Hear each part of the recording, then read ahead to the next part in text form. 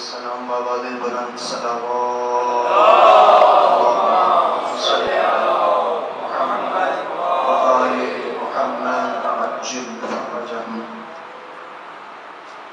عزیزان محترم،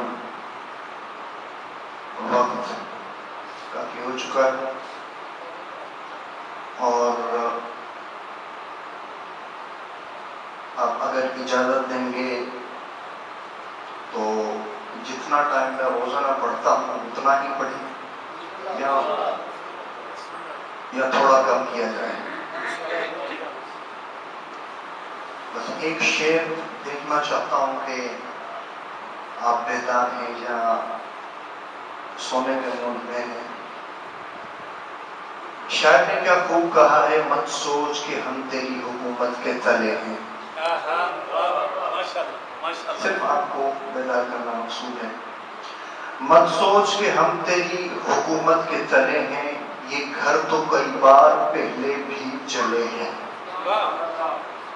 شاید نے یعنی کربلا کی ان خیموں کو جن کو آگ لگ چکی تھی اس کو تخیل کیا ہے اور کہا ہے کہ مت سوچ کہ ہم تیری حکومت کے تلے ہیں، یہ گھر تو یہ خیام تو کئی بار پہلے بھی جلے ہیں.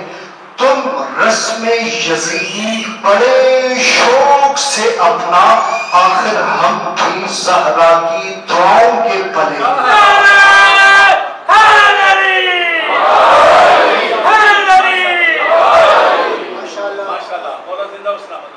اعوذ باللہ من الشیطان اللعین الرجیم. بسم اللہ الرحمن الرحیم. الحمد للہ الذی جعلنا من المتمسکین بولایت مولا الموحدین امیر المؤمنین علی ابن ابی طالب.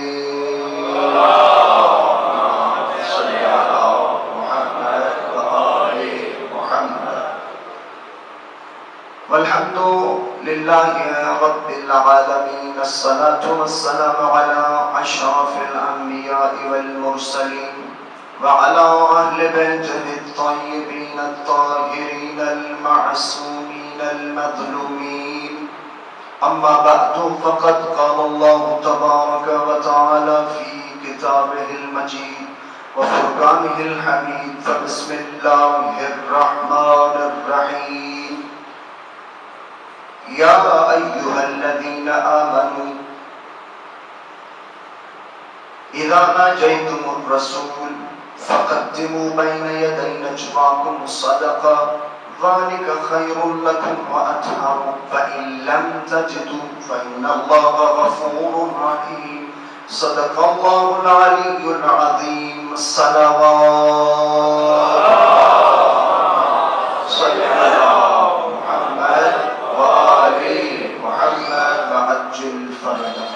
محترم. دعا ہے خالق کائنات کی بارگاہ میں آپ تمام احباب کا اس فرش عطا پر تشریف لانا.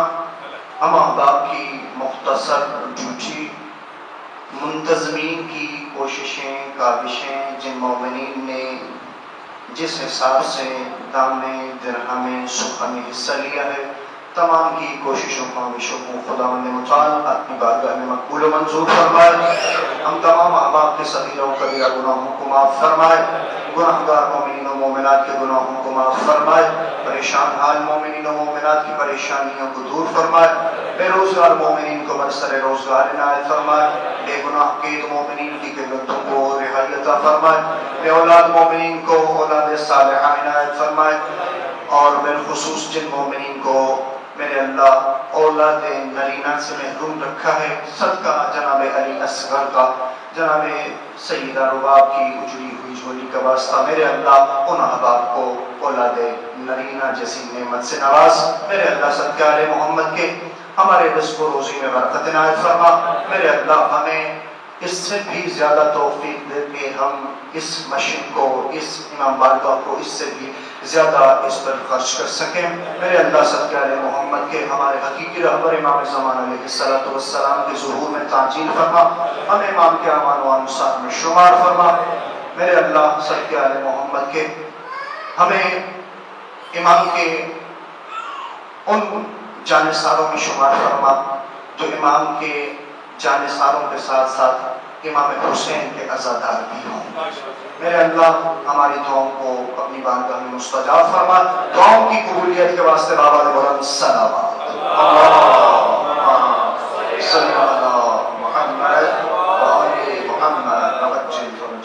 محترم موضوع آپ کے ذہنوں میں ہے۔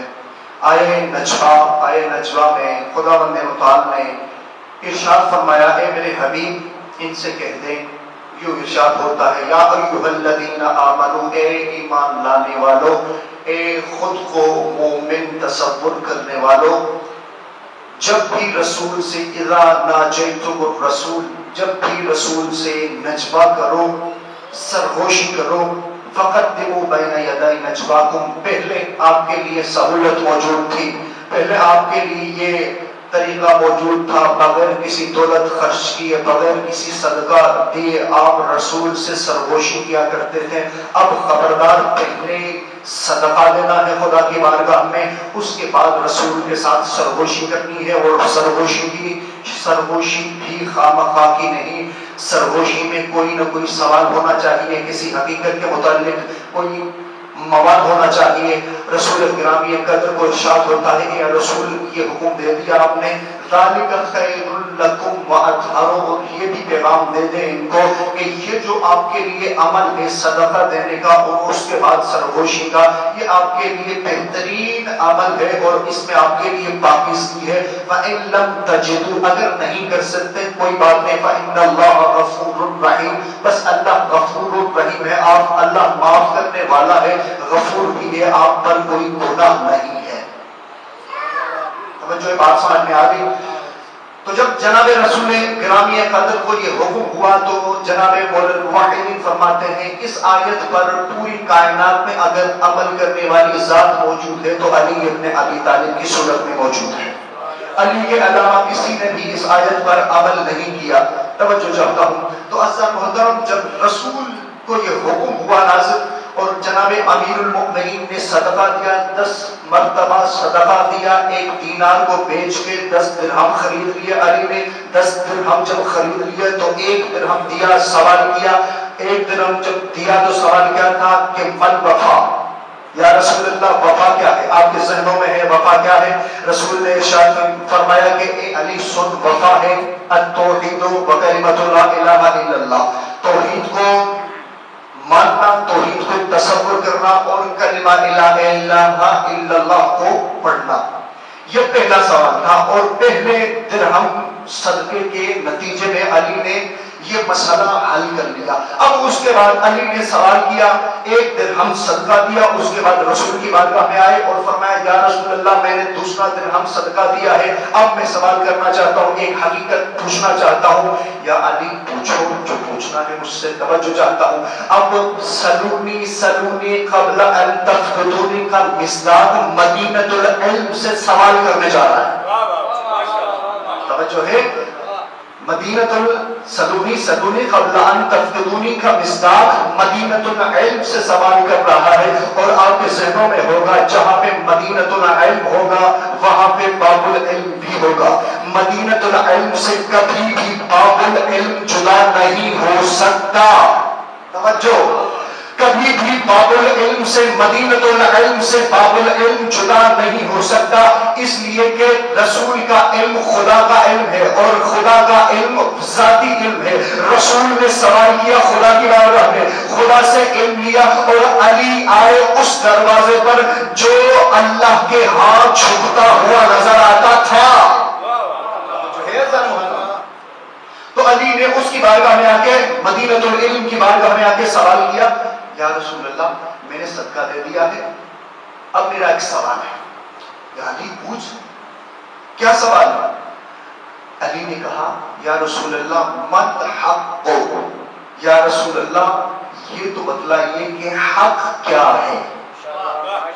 توجہ ہے محترم، حق کیا ہے؟ اب 3 چیزوں کے بارے میں رسول گرامی قدر نے جواب دیا ہے کہ 3 چیزیں حق ہیں، ان میں سے پہلی چیز، اچھا پہلی چیز سمجھانے سے پہلے میں تھوڑا ایک چیز کو واضح کرنا چاہتا ہوں۔ یہ تو حق ہے، اس کے بارے میں بھی سوال ہونا چاہیے کہ یہ حق ہے کیا، اس کی تعریف کیا ہے، یا انگلش میں اس کی ڈیفینیشن کیا ہے؟ سوال تو بنتا ہے نا. یہ جو رسول نے 3 چیزیں بیان کیے وہ مصداق ہیں، حق کے مصداق ہیں. پیغمبر اسلام 1,24,000 انبیاء وہ حق کے مصداق تھے، یا بڑا امام وہ حق کے مصداق ہے، اولیاء کرام حق کے مصداق ہیں. حق کیا ہے، تعریف کیا ہے، حق کی ڈیفینیشن کیا ہے؟ تو عزیزان محترم، آیت اللہ جعفر سبحانی نے اپنی تفسیر موضوعی میں حق و باطل کی تعریف بیان کی ہے.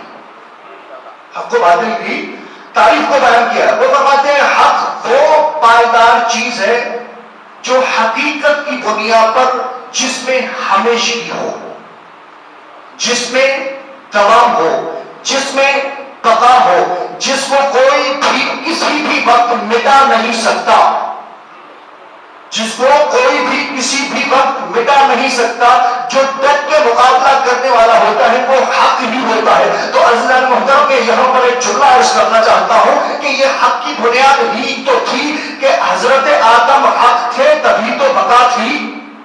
جو ہے حضرت آدم حق تھے تو باقی تھے، حضرت ابراہیم حق تھے تو بقا تھی، حضرت موسیٰ حق تھے تو بقا تھی، حضرت عیسیٰ حق تھے تو بقا تھے، حضرت ادریس حق تھے تو بقا تھے، حضرت اسماعیل حق تھے تو بقا تھی، حضرت حابیل حق تھے تو بقا تھی، حضرت موسیٰ حق تھے تو بقا تھی، حضرت عیسیٰ حق تھے تو بقا تھی، حضرت محمد مصطفیٰ حق تھے تو بقا تھی، 1,24,000 انبیاء حق تھے تو بقا تھی، حضرت علی حق کا پیکر تھے تو بقا تھی. میں ایک نقطے کی طرف آپ کو پہنچانا چاہتا ہوں. کربلا کے میدان میں حق و باطل کی پنجہ آزمائی ہوئی اور حسین ابن علی حق تھا تو موجود تھا، اور حسین ابن علی نے کربلا میں حق کو ایسی بقا دی، حق و باطل کی پنجہ آزمائی میں حق نے ایسی حق کو بقا دی کہ قیامت تک حق کو ایسی بقا دی کہ قیامت تک حق ایسا باقی رہا، حق ایسا باقی رہا کہ شاعر نے کیا خوب کہا ہے حسین ابن علی کی تعریف کرتے ہوئے، جو حق کا مصداق تھے، جو حق کا پیکر تھے. شاعر نے کہا کہ ارے عرفہ ہے گل جہاں سے گھرانہ حسین کا، توجہ، عرفہ ہے گل جہاں سے گھرانہ حسین کا، نبیوں کا تاجدار ہے نانا حسین کا، توجہ، نبیوں کا تاجدار ہے نانا حسین کا، نبیوں کا تاجدار ہے نانا حسین کا. توجہ چاہتا ہوں، نبیوں کا تاجدار ہے نانا حسین کا. اقتل حکومت تھی یزید کی، صدیاں حسین کی، زمانہ حسین کا.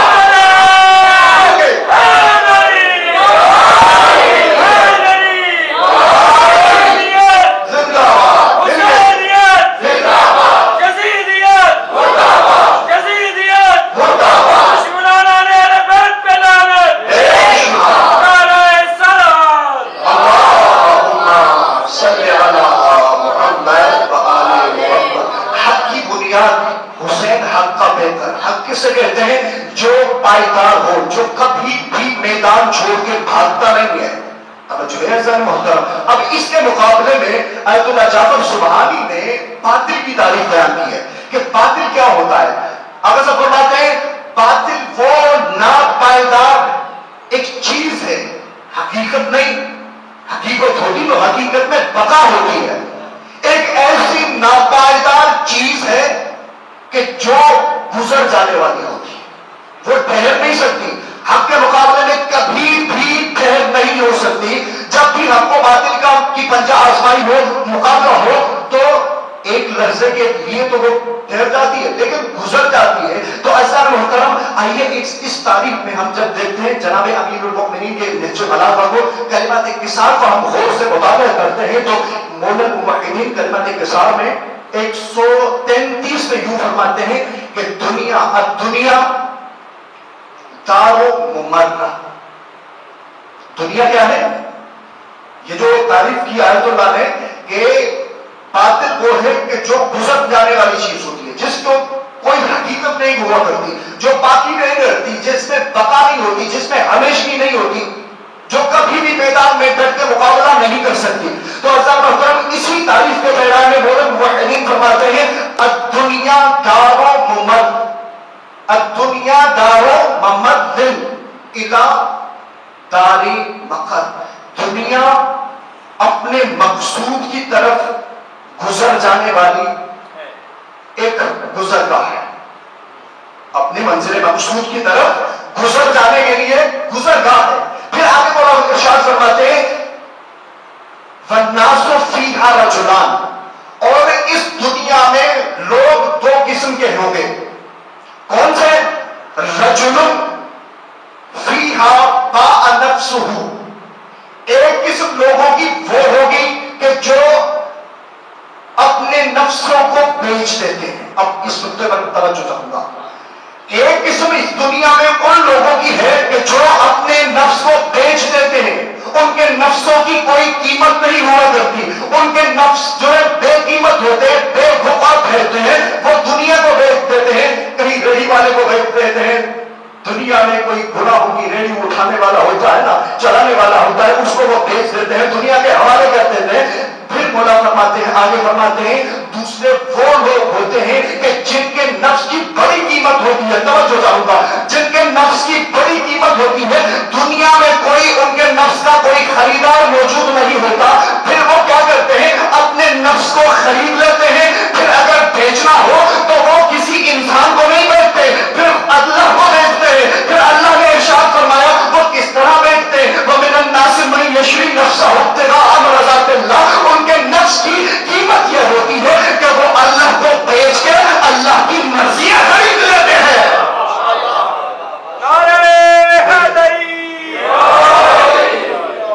صلوات علی محمد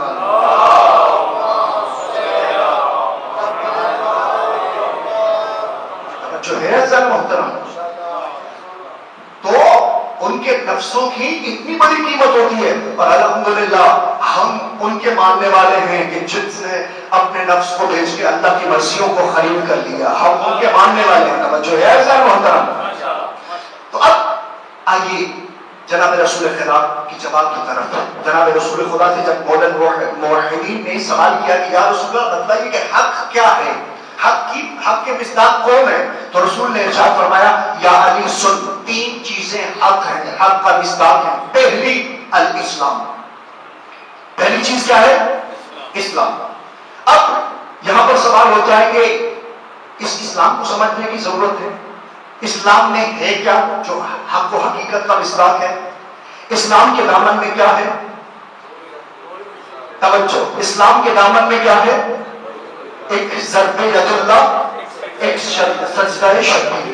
توجہ چاہتا ہوں، لیکن آئیے مولا موحدین کی زبانی سننا پسند کریں گے. اب کلمات انکسار میں 125 نمبر جو نہج البلاغہ میں کلمات انکسار ہیں، اس میں مولا فرماتے ہیں.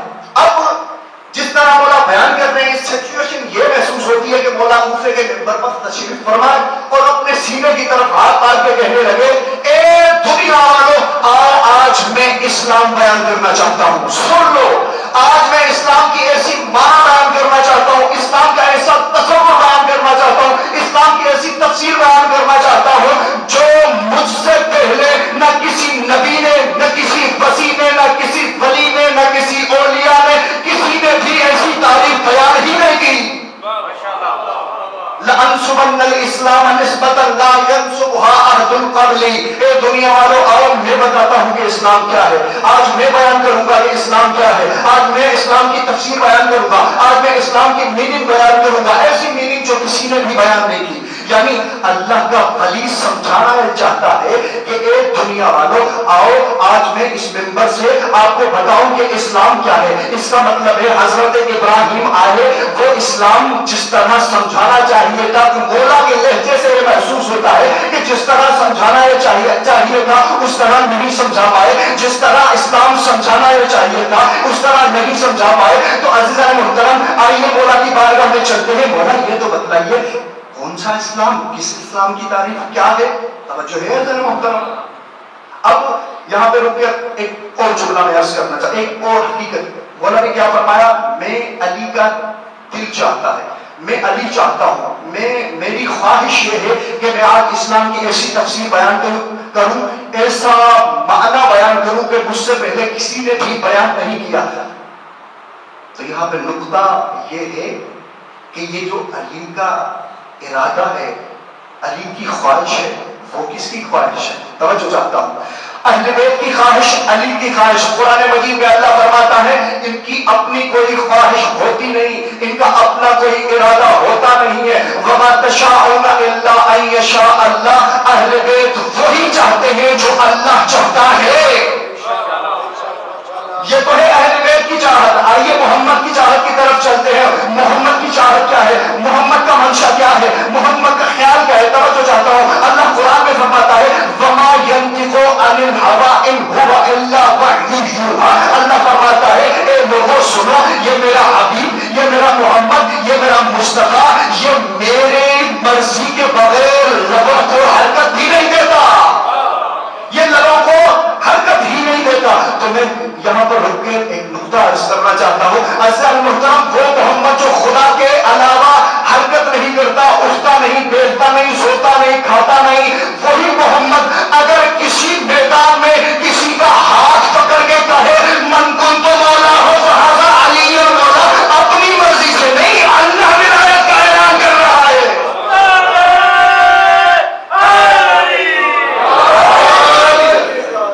صلوات اللہ محمد.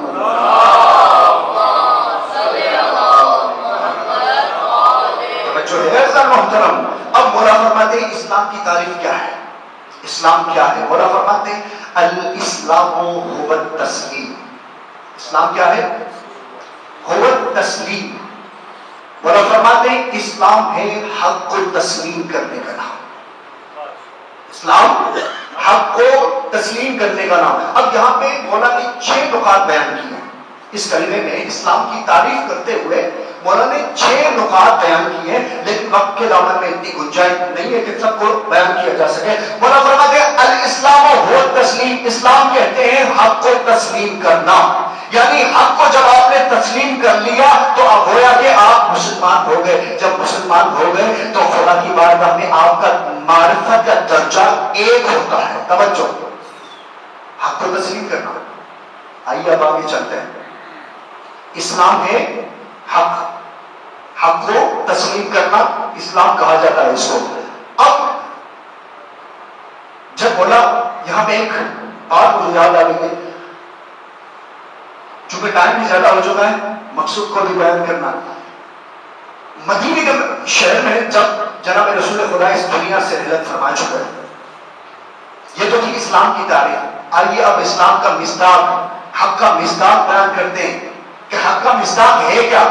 پہلے کیا تھا, حق کیا ہے, تعریف آپ نے سنی. اس کے بعد مولا نے کیا ارشاد فرمایا, رسول نے ارشاد فرمایا کہ اسلام حق ہے. پھر مولا نے کیا فرمایا, حق کو تسلیم کرنا اسلام ہے.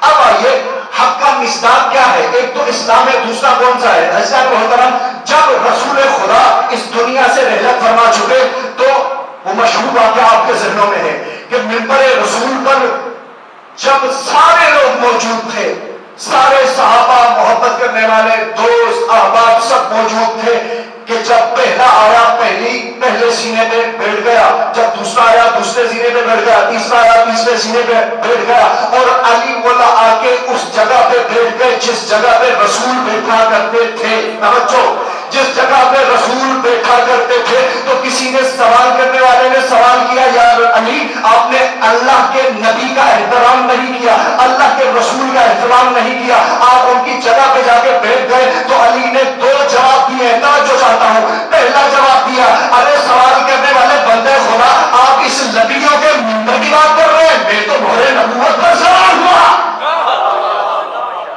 اب تو نبیوں کے منبر کی بات کر رہے ہیں. پھر مولا نے فرمایا رجع الان الحق رجع الحق الى اہلہ. سن سوال کرنے والے, آج کے وقت اس منبر پر, اس جگہ پر جہاں پہ حق بیٹھا کرتا تھا, آج پھر اسی جگہ پر حق واپس آ گیا ہے, حق واپس آ گیا ہے. تو عزیزان محترم, معلوم ہوا کہ علی نے خود کو حق کا مصداق بنایا. پوری کائنات میں جب ہم حق کو ڈھونڈنے نکلتے ہیں تو اے دنیا والوں, کسی کے دروازے پر جانے کی ضرورت نہیں ہے, آئے چلتے ہیں رسول کے دروازے پر. یا رسول اللہ, اگر ہم نے حق کو کسی مجسمے کی صورت میں دیکھنا ہو تو کہاں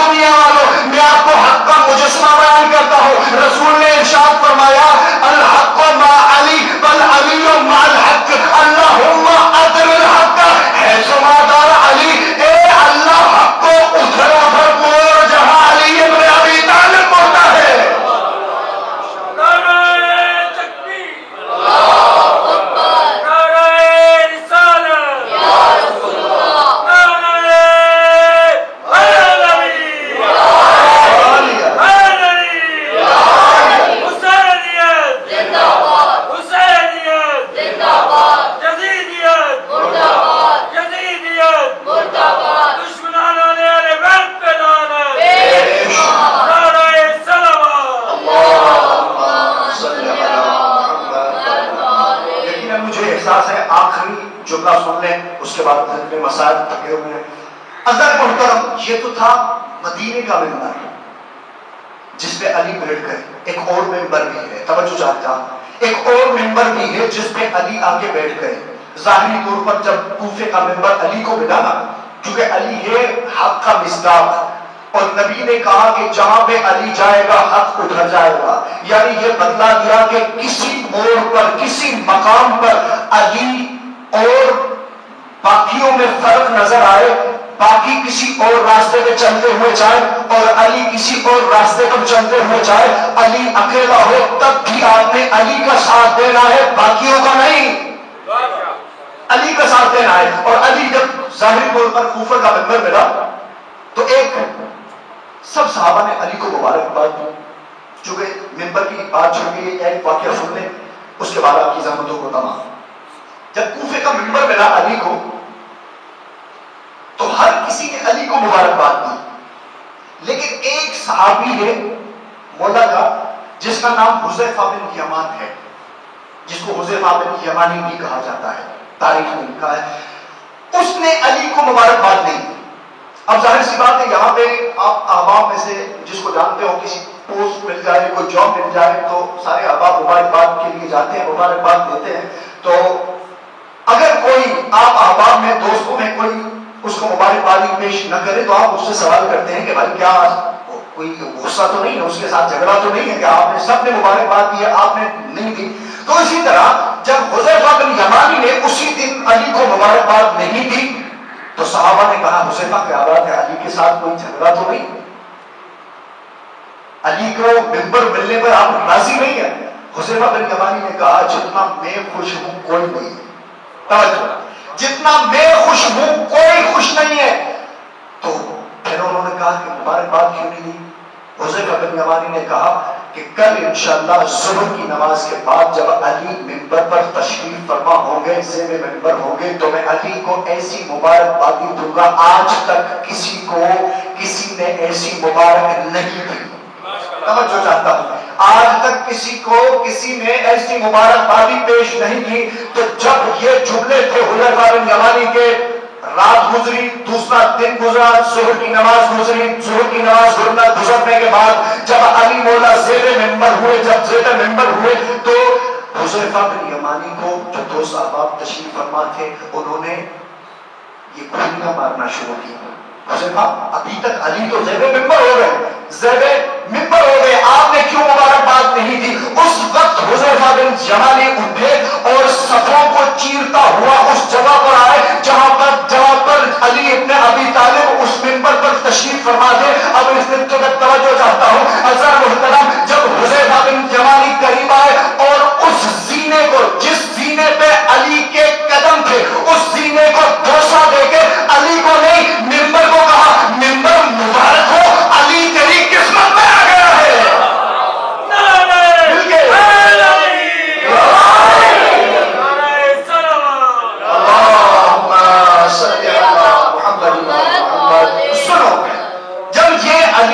علی کو مبارکباد دی، ممبر کو مبارکباد دی حذیفہ بن یمانی نے، تو جو صحابہ بیٹھے تھے وہ دوست تھے، حذیفہ بن یمانی کو کہنے لگے حذیفہ بن یمانی عقل تو کم نہیں ہو گئی، آپ کو مبارک علی کو دینی چاہیے تھی، آپ نے مبارک ممبر کو دی ہے۔ تو اس وقت ممبر کو دیکھ کے حذیفہ بن یمانی یوں بولتا ہے، اے بندہ خدا، اے علی کے چاہنے والوں، یہ تو ممبر کی قسمت ہے کہ جس میں علی جیسا امام آ گیا ہے۔ برسوں سے علی کو ممبر کی تلاش نہیں تھی بلکہ ممبر کو علی جیسے حق کے امام کی ضرورت تھی۔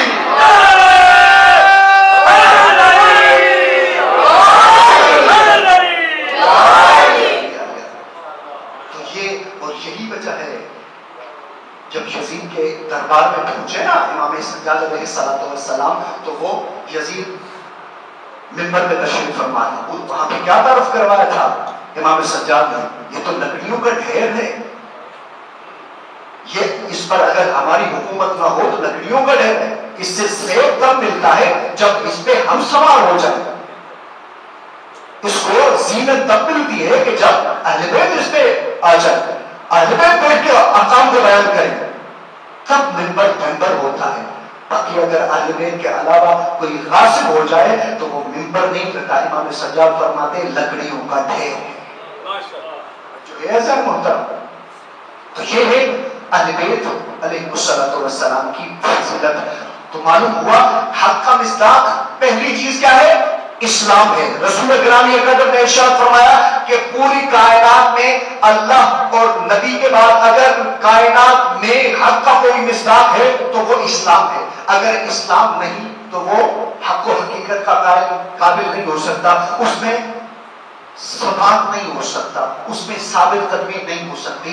وہ ثابت قدم ہو کے میدان میں لڑ بھی نہیں سکتا. اور یہی وجہ ہے اہل بیت کی, جب بھی لڑے, جب بھی مسائل کو بیان کیا, جب بھی باطل کے مقابلے میں آئے تو یہ حق و حقیقت تھی, حق و حقیقت وجود کے اندر تھی, حقانیت کو بیان کرنے کے لیے آئے تھے. تبھی تو قرآن مجید میں ارشاد فرمایا اذا جاء الحق وزهق الباطل. جہاں پہ بھی حق آ جاتا ہے وہاں باطل کے قدموں میں پھر طاقت نہیں ہوتی کہ وہ اپنا قدم وہ مضبوط کر سکے. اور پھر مولانا موحدین امیر المؤمنین فرماتے ہیں نہج البلاغہ میں آخری جملہ, نہج البلاغہ میں فرماتے ہیں من صار الحق صرعہ, جو بھی حق کے مقابلے میں آتا ہے حق اسے بچھاڑ کے رکھ دیتا ہے. توجہ, حق اسے بچھاڑ کے رکھ دیتا ہے, حق اسے ختم کر دیتا ہے. یہی تو وجہ تھی علی حق کا پیکر تھا, مرحب باطل کا پیکر تھا. جب علی کے مقابلے میں آیا علی نے اس طرح دو ٹکڑے کیے کہ اس طرح بچھڑ گیا کہ ابھی تک اس کا نام و نشان بھی باقی نہیں ہے. یہ حق تھا, علی حق تھا, مرحب حق کے مقابلے میں آیا تھا. اور یہی وجہ تھی عزیزان,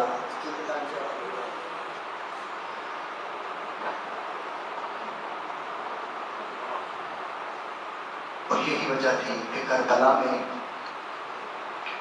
جتنے بھی قربان ہونے والے شہید تھے وہ حق کا پیکر تھے, حق کا مصداق تھے. جو شہید کرنے والے تھے, ظلم کرنے والے تھے, وہ باطل کا پیکر تھے. جو حق کا پیکر تھے ان کی گردنیں کٹتی رہیں لیکن سدائے حق بلند تھی.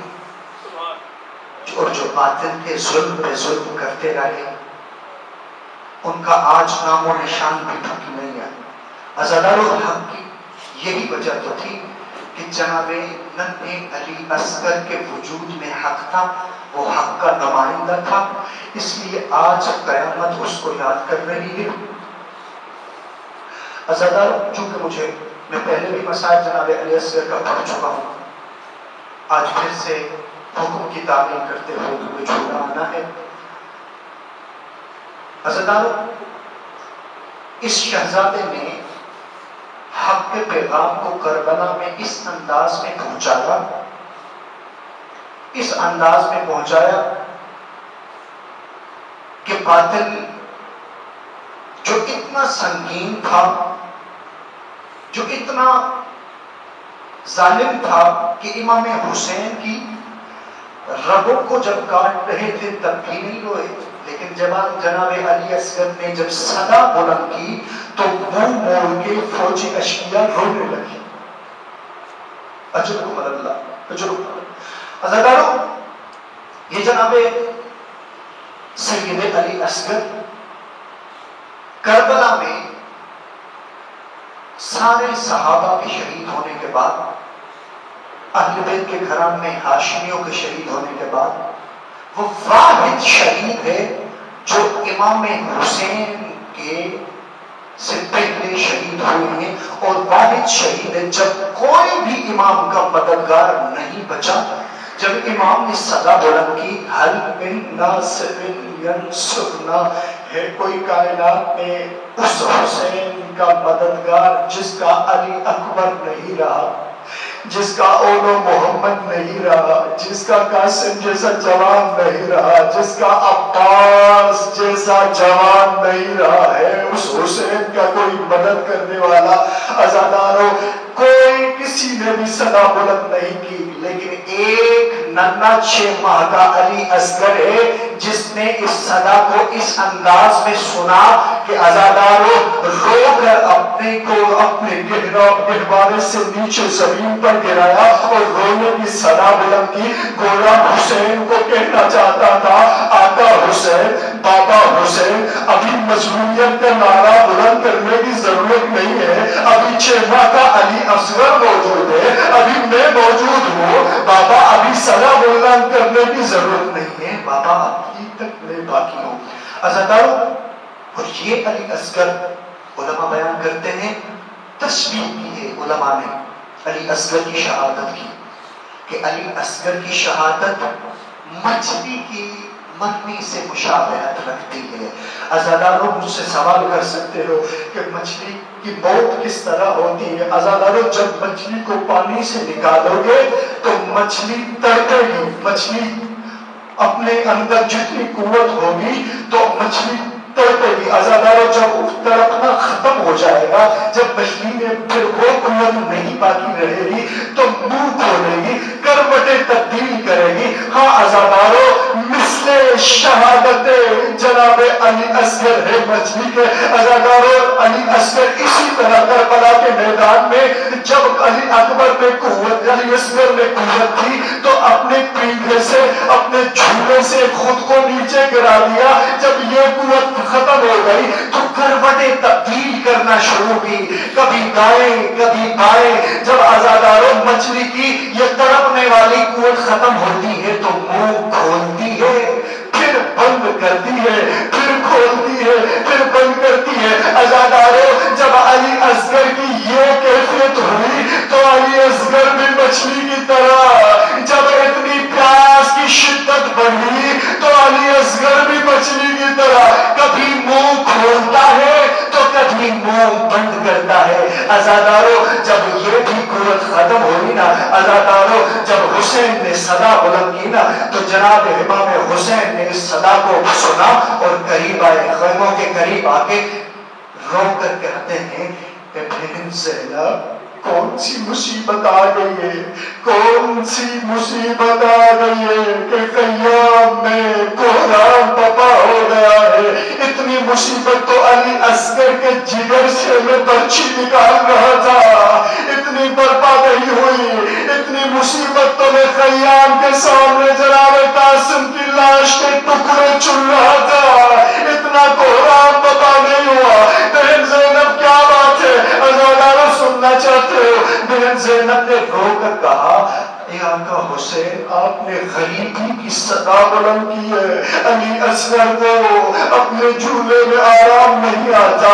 عزاداروں، جناب امام حسین نے جناب زینب سے کہا اے حسین کی بہن زینب، جلدی کر علی اصغر کو لے کے آ، میں پانی پلا کے لاتا ہوں. عزاداروں، ایک روایت میں یہ جملے ہیں، دوسری روایت میں یہ جملے ہیں. زینب نے خود نہیں دیا، جناب رباب کو کہا رباب علی اصغر حسین کو دے دو. شاید جناب زینب بھی برداشت نہیں کر پاتی تھی کہ کیسے میں 6 ماہ کا علی اصغر حسین کو دے دوں. ہاں عزاداروں، جھولا علی اصغر کا آ گیا ہے. عزاداروں، میں ہمیشہ کہا کرتا ہوں جو نوجوان ہوتے ہیں ان کو جب علی اکبر کا مسائل پڑھتا ہوں تو خاص طور پر ان کو کہتا ہوں کہ نوجوانوں ذرا ہوش کے ساتھ علی اکبر کا بیان، مسائل بیان کرنے جا رہا ہوں. عزاداروں، لیکن یہ 6 ماہ کا علی اصغر، اس کا پرسہ کہنے کے لیے میں کس سے کہوں؟ آئیے مل کے، جو ہماری مائیں بہنیں سن رہی ہے، جن کی گود میں چھوٹے چھوٹے بچے ہیں، آئیے مل کے ان سے کہتے ہیں اپنے بچوں کو اٹھا لیجیے تاکہ علی اصغر کا پرسہ ہو سکے. اللہ جانے آپ کے بچے تو زندہ رہ جائیں گے لیکن علی اصغر، اجرکم اللہ، اجرکم اللہ. عزاداروں، جب جناب سیدہ زینب نے علی اکبر علی اصغر کو دیا، امام حسین کو جب ایک روایت تھی، دوسری روایت جب امام نے علی اصغر کو دیا تو امام حسین کو کہا کہ آقا بے شک آپ باپ ہیں لیکن میں ماں ہوں، 3 دن سے علی اصغر پیاسا ہے، 3 دن سے علی اصغر بھوکا ہے۔ اے میرے مولا، میں آپ کو روکتی نہیں ہوں، لیکن میری طرف دیکھیے گا، لیکن علی اصغر کو یوں لٹا کے لے جائیے تاکہ جب تک میدان تک علی اصغر جائے میں دیکھتی رہوں کہ علی اصغر کے چہرے پر کتنی مسکراہٹ ہے۔ ہاں آزادارو، جب دے دیا تو علی مولا کو، جناب علی اصغر کو جناب زرباب نے 2-3 وصیتیں کی ہیں۔ اے علی اصغر، خبردار جب جام شہادت پی لو تو جناب سیدہ زہرا کی بارگاہ میں میری شکایت نہ کرنا کہ اماں نے مجھے پانی نہیں پلایا۔ علی اصغر میرے پاس ہوتا تو میں یقیناً آپ کو پلا دیتی۔ دوسری وصیت کی، علی اصغر اگر خیال رکھنا جب تیر آئے تو گلے کو اوپر کر کے تیر خود سنبھال لینا، کہیں زہرا کے لال کے بازو میں نہ بڑی لگ جائے۔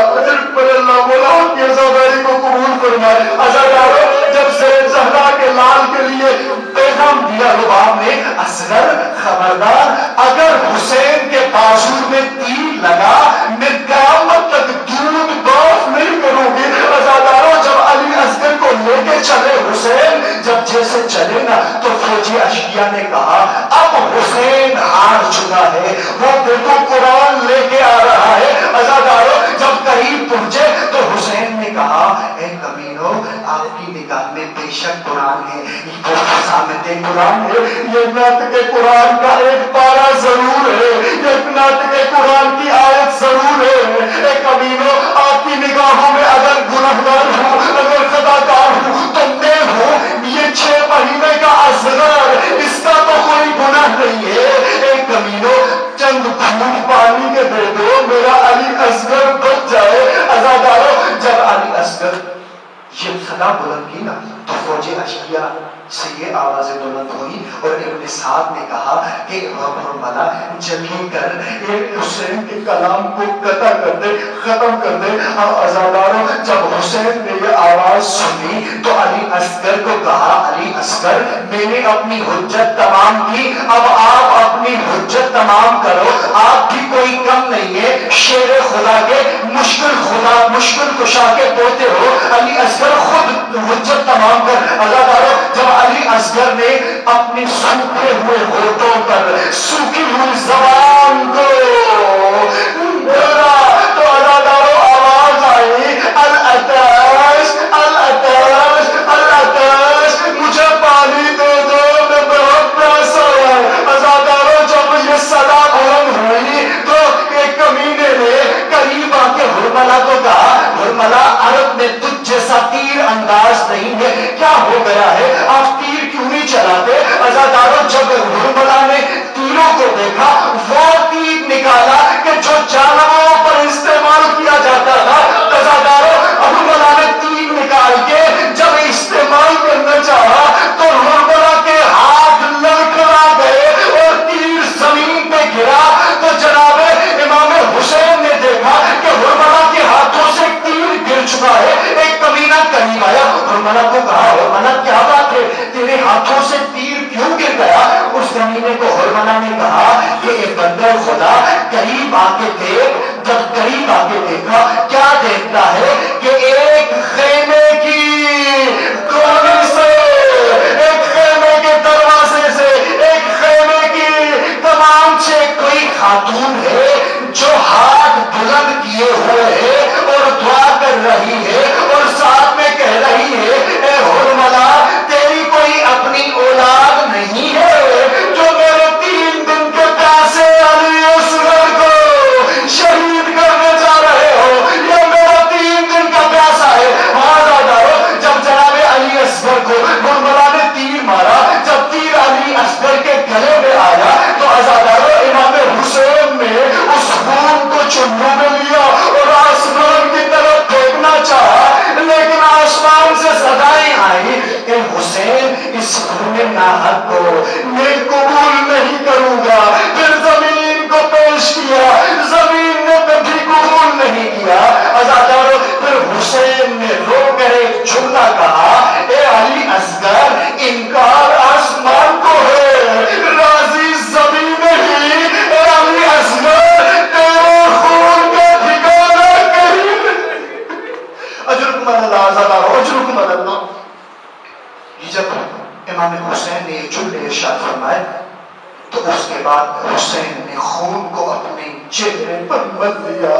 عزاداروں اپنی ریشوں مبارک خون میں مل گئی اور رو کر کہا خدایا قیامت کے دن ہمارا فیصلہ آپ کے ہاتھ میں ہے۔ عزاداروں جب علی اصغر شہید ہو گئے تو جناب امام حسین لے کے خیام کی طرف بڑھے، جب قریب پہنچے تو خیال آیا جس ماں کو میں دلاسا دے کے آیا تھا کہ پانی پلا کے لاؤں گا، میں پانی لا کے اس کو پلاؤں گا، اس ماں کو جب دکھاؤں گا کہ اس کی گردن میں تیر ہے، آزاداروں جب تیر کا خیال آیا تو امام حسین نے تیر کو نکالنا چاہا، ایک دفعہ کوشش کی، جب دوسری دفعہ کوشش کی تو اصغر کو کہا اصغر کیا بات ہے، مشکل کشا کے بیٹھے ہو، ذرا سنبھل کے، حسین پہلے ہی بہت سارے لاشیں اٹھا چکا ہے، اب سنبھل کے، میرے اندر اتنی سکت نہیں ہے۔ عزاداروں جب حسین نے کھینچا، جب تیر باہر آیا، علی اصغر اللہ کو پیارے ہو گئے۔ عزاداروں جب قیام کے قریب لائے تو خیال آیا کہ ماں کی ممتا ہے، جب دیکھے گی تو وہ کیا سوچے گی، کہیں مر نہ جائے۔ 7 مرتبہ حسین خیام کی طرف قریب آئے، پھر پیچھے مڑے، پھر قریب آئے، پھر پیچھے مڑے۔ عزاداروں جب خیمے میں لائے تو عزاداروں جب امام حسین نے علی اصغر کو رواب کے ہاتھوں پر دیا، عزاداروں ہم سن کے برداشت نہیں کر سکتے، اللہ جانتا ہے جو 6 مہینے کا علی اصغر چاند سے بھی پیارا ہو، وہ اپنی ماں نے کس طرح اس کے گلے میں تیر کے نشان برداشت کیے ہوں گے۔ عزاداروں جب 11 محرم آئی تو جب امام حسین کے سروں کی گنتی شروع ہوئی تو کمینوں نے کہا 71 سر پورے ہیں، 72 کا سر کہاں جا رہا ہے، وہ ننھے علی اصغر کا سر کہاں جا رہا ہے۔ عزاداروں جب امام حسین کے اس سے ننھے سے علی اصغر کے بارے میں سوال ہوا تو عمر بن سعد نے حکم دیا کہ سپاہیوں اپنے ہاتھوں میں نیزے لو، اور ہاتھوں میں نیزے لیے کربلا کی زمین میں گاڑتے جاؤ۔ عزاداروں میں پروٹیسٹ کروں گا، علی اصغر کے جھولے کو لے کے آؤ۔ عزاداروں جب کبھی نے کربلا کے میدان میں اپنے نیزے گاڑتے آ رہے تھے کہ کسی کمینے کے نیزے میں علی اصغر کا سر اس طرح بلند ہوا کہ جس طرح مالی کے باغات میں گلاب کا گل، گلاب کا پھول کسی سوئی کے نوک میں ہوا کرتا ہے۔ عزاداروں علماء بیان کرتے ہیں، ذاکرین یہ جملہ پڑھتے ہیں، عزاداروں اس کے بعد بھی علی اصغر شہید ہوئے۔ جب کبھی علی اصغر کا سر لے کے آئے نا عمر ابن سعد کے پاس تو کمینوں نے علی اصغر کا سر دھڑتے جڑا کرنا چاہا۔ عزاداروں جب سر جڑا کرنا چاہا، جیسے ذاکرین پڑھتے ہیں میرے آخری جملہ عرض کر کے آپ کی زحمتوں کو تمام۔ عزاداروں جب جناب علی اصغر کے سر کو جڑا کرنے لگے یا ادھر سے جناب سیدہ سکینہ رباب کے قریب آ گئی اور دونوں ہاتھ جوڑ کے زینب کو کہتی ہے اماں زینب جب